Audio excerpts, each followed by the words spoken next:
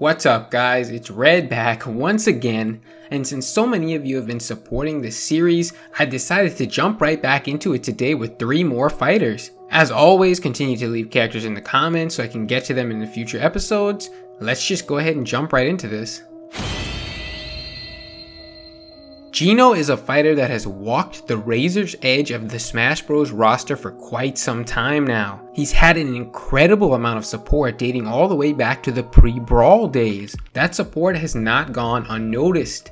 Back in 2016, during an interview with Nintendo Dream, Sakurai was asked why Geno was one of the chosen fighters for a Mii Fighter costume. He replied with, "To tell the truth, it's because I wanted Geno to be a playable character. He has a gun for a hand, and I think he fits really well with Smash. During Brawl, I thought it would be great if I could add him, but in the end it didn't become a reality. He's very popular. When talking about older characters, Geno always gets a lot of requests. Not only is Sakurai aware of the amount of requests that Geno receives, but in fact he wanted to include him as a fighter himself. That's always a giant positive in a fighter's favor. And with Cloud Strife being in the game, it at least shows that Square Enix is willing to play ball and have conversations about including their characters. Though it is not a given they would simply allow Geno to be in. They may try to push Sakurai into utilizing one of their newer characters who they are still developing games for. Though in the end, I think if Sakurai were to push back and say it's Geno or no one, ultimately I think Square Enix would cave. They still stand to make money if Geno is included, albeit a lesser amount than if a newer fighter was used. After all, they did already give Sakurai the rights to use his likeness for the Mii costume in the first place, and if we are to believe what popular leaker Vergebin claims, then we already know that one Square Enix character seems to be confirmed for Smash Ultimate. Geno is certainly leading the polls in regards to Square Enix characters specifically. He has Sakurai on his side, an incredible amount of fan support, a vibrant and cool amount of moves to pull from for a unique moveset. These seem to be good times for Geno fans. So for his chances of getting into the base game, I'm going to give him a solid 80% chance. He is without a doubt one of the heavy front runners for the last few spots. If he doesn't get into the base game and another Square Enix character does, I think his chances are worrisome for DLC. It would be a real touch and go situation, so if no Square character gets into the base game, I'll give him a 90% chance of getting in as DLC. But if a Square character does get into the base game, I could see those chances dropping to maybe 25% or less. And as for personal want factor, Geno's really freaking cool, so I'd love to have him in. I'm at 70%. Isabelle is a character who has been in all the talks as of late.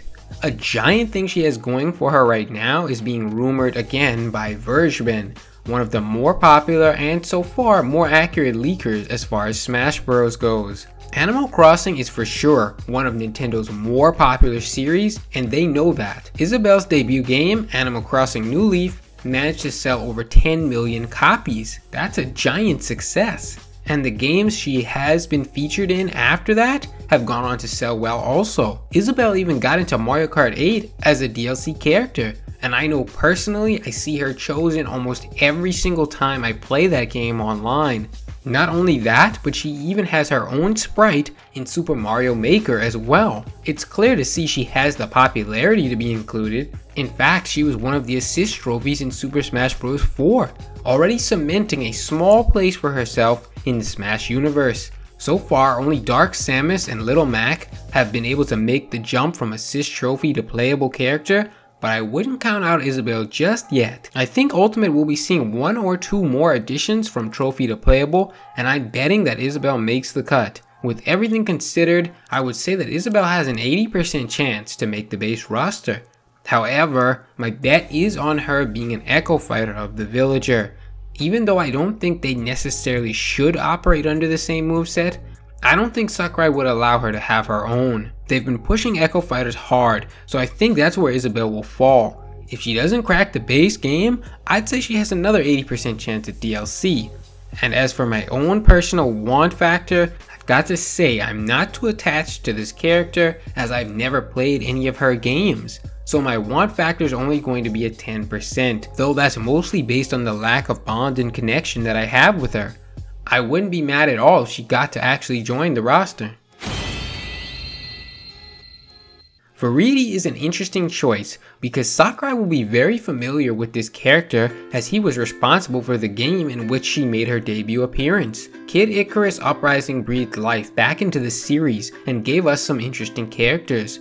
Viridi actually has already joined us in the Smash universe as a regular trophy in Smash 4, as well as part of some of the stages.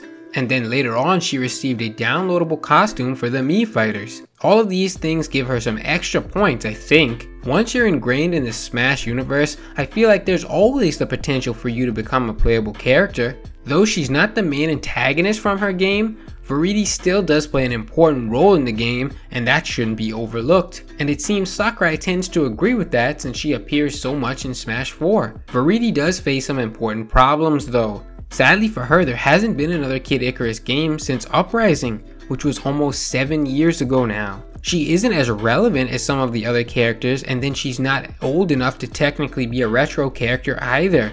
She's stuck in a weird spot. And probably more importantly, is that we already have 3 Kid Icarus characters in the game. With no new game in sight, Sakurai might not think it's justified to add another Kid Icarus character in general. It saddens me though, as I think Viridi would be a fun addition. Smash Bros has existed now for almost 20 years, and we literally just got our first lady villain slash antagonist in Dark Samus. This is quite a bummer if you ask me, and we could definitely use some more ladies in general, and definitely on the antagonist side. All things considered, I am really rooting for Viridi, but I don't think the odds are stacked in her favor.